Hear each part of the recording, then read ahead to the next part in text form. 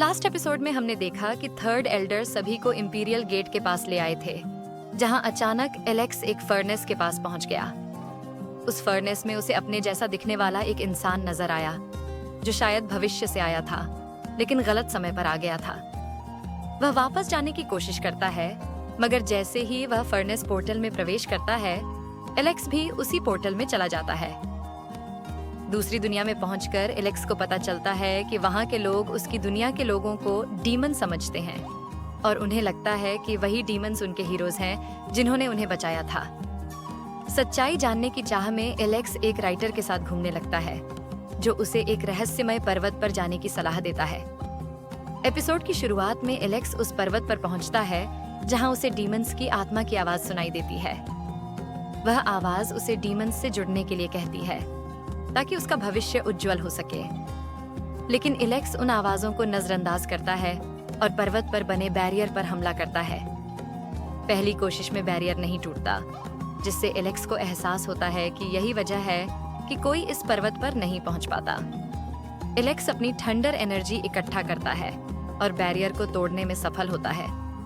वह पर्वत की ऊंचाई पर पहुंचता है, जहां कई रहस्यमयी ड्राइंग्स बनी हुई होती हैं। जैसे ही वह उन्हें छूता है, वहां से कई जेड टैबलेट निकल आते हैं जो उसे अतीत की झलक दिखाते हैं। वह देखता है कि इस दुनिया के लोग शांति से रहते थे, लेकिन एक दिन दूसरी दुनिया के लोगों ने उन्हें बंदी बना लिया। तभी डीमंस ने आकर उन्हें बचाया और उन्हें आजादी दिलाई। ये देखकर एलेक्स सोच में पड़ जाता है। वह अपनी आंखों से देख चुका है कि प्राचीन काल में डीमंस ने उसकी दुनिया पर हमला किया था। फिर वह इस पर कैसे विश्वास करे? तभी उसके और पर्वत के बीच एक और बैरियर बन जाता है। एलेक्स फिर से उसे तोड़ता है और ड्राइंग्स को छूता है। अब वह देखता है कि गॉड ल्यू डीमंस से लड़ रही हैं, लेकिन बुरी तरह हार जाती हैं और जख्मी हालत में भागती हैं। एक वॉइस ओवर सुनाई देता है जिसमें कहा जाता है कि उनके हीरोज ने डीमंस के लीडर को हरा दिया और फिर अपने वर्ल्ड लौट गए। जब भी वे वापस आएंगे, उन्हें राजा की तरह सम्मान मिलेगा। ये सब देखकर एलेक्स को गुस्सा आता है। वह जानता है कि गॉड ल्यू ने उसके स्टोन विलेज को बचाया था और वह अभी भी उसके वर्ल्ड में सुरक्षित है। फिर वह इतनी आसानी से कैसे हार सकती है? एलेक्स को लगने लगता है कि यह सब डीमंस की एक चाल है, ताकि इस दुनिया के लोग उसकी दुनिया के लोगों से नफरत करने लगें। वह गॉड ल्यू की पेंटिंग को देखकर कसम खाता है कि वह एक दिन सच्चाई सबके सामने लाएगा। जैसे ही वह पर्वत के ऊपर चढ़ता है, उसे एक विशाल गेट दिखाई देता है। वहीं उसे वह होली लेडी मिलती है जिसे वह पहले मार्केट में देख चुका था। वह एलेक्स से कहती है कि उसने मार्केट में उसका ऑरा महसूस कर लिया था और वह सच में शक्तिशाली और सम्मान के लायक है। सोचता है कि इतनी भीड़ में भी अगर इसने उसका ऑरा पहचान लिया तो यह सच में होली लेडी है। एलेक्स उससे पूछता है कि उसके बाकी साथी कल्टीवेटर कहाँ हैं। वह जवाब देती है कि वे सब पहले ही इस गेट के अंदर जाकर उनके हीरोज के पास पहुंच चुके हैं और शायद अब वे युद्ध के समय ही लौटेंगे। एलेक्स सोचता है कि इन लोगों को इतनी गलत इतिहास सिखाई गई है कि ये डीमंस को अपना सब कुछ मान बैठे हैं। होली लेडी एलेक्स से कहती है कि चलो हम भी अंदर चलते हैं और अपनी शक्ति उनके हीरोज के साथ जोड़ देते हैं। एलेक्स मन में सोचता है कि यह लड़की डीमंस के भ्रम में पड़ चुकी है और जब अगली बार हमारा सामना होगा तो यह मेरी दुश्मन होगी, चाहे यह भी एक इंसान ही क्यों ना हो। लेकिन वह सोचता है कि अगर यह सच्चाई जान ले तो शायद ऐसा ना हो। एलेक्स उससे सवाल करता है, क्या तुम्हें सच में लगता है कि दूसरी दुनिया के लोग डीमंस हैं?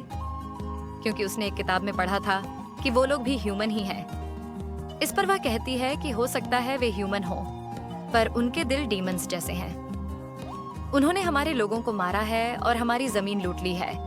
ऐसे लोगों को वह कभी माफ नहीं कर सकती। एलेक्स कहता है कि हो सकता है जो कहानी हमें बताई गई हो वह भी झूठ हो। एक बार एक शांत दुनिया थी जिस पर एक डिजास्टर आया और उसी डिजास्टर को लाने वाले लोग रक्षक बनकर उसे कंट्रोल करने आ गए। इस पर वह लड़की कहती है कि तुम हमारे हीरोज को बुरा कह रहे हो। उनकी सारी कामयाबी तो हमारी एंशिएंट बुक्स में दर्ज है। वह आगे कहती है कि शायद जो किताब तुमने पढ़ी उसे दूसरी दुनिया के डीमंस ने बदल दिया होगा। हो सकता है वहां ऐसा हुआ हो, पर यहाँ नहीं। और हो सकता है कि तुम सपना देख रहे हो।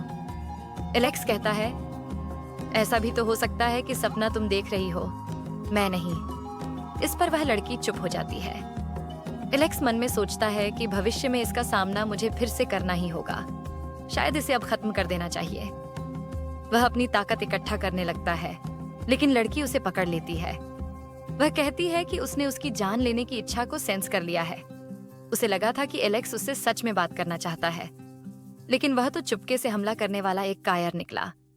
एलेक्स जवाब देता है, अगर तुम सच में मेरी भावनाएं सेंस कर सकती हो तो ये क्यों नहीं जान पाती कि मैं सच बोल रहा हूँ या झूठ। लड़की कहती है कि तुम 3 इमोर्टल ऑरा से प्रोटेक्टेड हो। मैं सिर्फ तुम्हारी इच्छा महसूस कर सकती हूँ, सोच नहीं।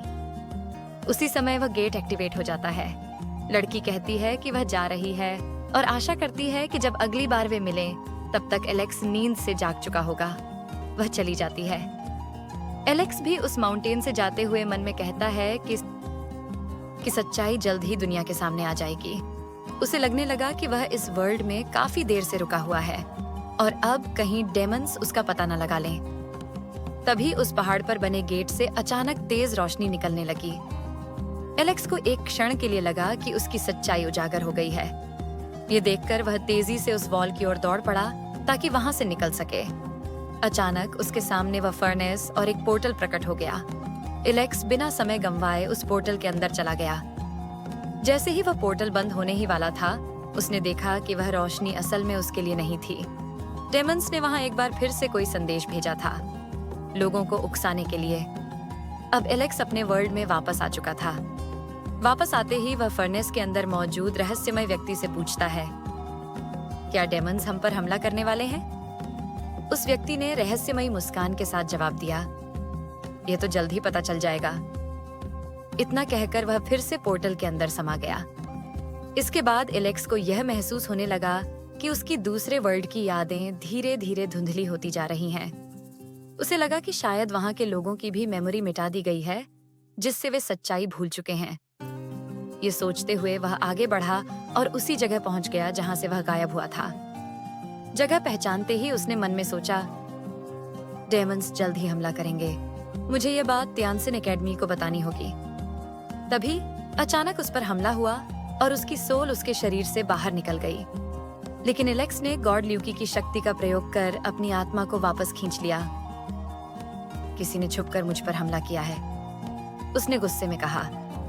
तभी उसके सामने एक शक्तिशाली कल्टीवेटर प्रकट हुआ, ज़ियादी। वह इंपीरियल सिटी का पेट्रोल ऑफिसर था और सेल्फ रिलीज लेवल तक पहुंच चुका था।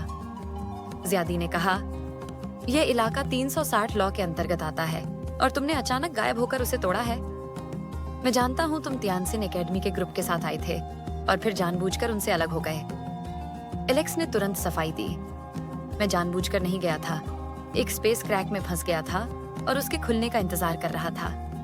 जैसे ही वह खुला, मैं वापस आ गया। ज़ियादी ने संदेह से कहा, तुम्हारी कहानी पर यकीन करना मुश्किल है। क्यों ना मैं तुम्हारी सोल देखकर तुम्हारी मेमोरीज जान लूं। एलेक्स भड़क गया, पहले तुमने मुझ पर हमला किया और अब मेरी आत्मा देखना चाहते हो? क्या ये बहुत ज्यादा नहीं हो गया? इस पर ज़ियादी गुस्से में बोला, रूल्स तो रूल्स होते हैं, और एलेक्स पर अटैक कर दिया। एलेक्स ने थंडर एपरर का आर्मर पहनते हुए कहा, तुम घमंडी हो, भले ही तुम गार्ड हो, मैं तुम्हारे सामने नहीं झुकूंगा। उसके शरीर पर थंडर एपरर का आर्मर देखकर ज़ियादी चौंक गया। एलेक्स ने थंडर ड्रैगन अटैक किया, जिसे ज़ियादी ने रोक लिया और बोला, तुम्हारे पास एंशिएंट आर्मर है तो क्या तुम मुझे हरा दोगे? अब तुम्हें मौत की सजा मिलेगी। ज़ियादी का बड़ा अटैक रोकने में एलेक्स को मुश्किल हुई, पर उसने अपने आर्मर की डार्कनेस पावर और थंडर फोर्स से उसे रोका। तुमने मेरी बेइज्जती की और ऊपर से मुझे दोषी ठहरा रहे हो, एलेक्स ने गुस्से में कहा।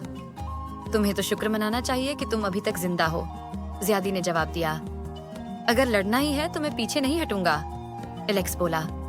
ज़ियादी ने हैंड साइन बनाकर एलेक्स पर कई अटैक किए। तभी एक और गार्ड वहां पहुंचा, साविंग। साविंग ने ज़ियादी का अटैक रोका और कहा, क्या तुम फिर से चाहते हो कि थंडर एपरर का आर्मर गायब हो जाए? मैं तो बस लॉ फॉलो कर रहा हूँ, ज़ियादी ने तर्क दिया। पास्ट में भी कुछ मास्टर्स की जलन की वजह से थंडर एपरर मारा गया था। अब हमारे पास जीनियस कम है और डेमन्स हम पर हमला करने वाले हैं। क्या तुम अब भी वही गलती दोहराना चाहते हो? साविंग ने जवाब दिया। एलेक्स मन में सोचता है, लगता है यह अत्याचार पहली बार नहीं हो रहा। ज़ियादी बोला, मेरी ड्यूटी है कि मुझे जिस पर शक हो उसकी जांच करूं। तो क्या अपने कुछ जूनियर्स के मरने की वजह से तुम बेगुनाहों पर अत्याचार करोगे? साविंग ने पूछा। यह अत्याचार नहीं है, मैं सिर्फ आर्टिकल फॉलो कर रहा हूँ, ज़ियादी ने जवाब दिया और फिर एलेक्स पर अटैक किया। साविंग ने उसका अटैक रोका।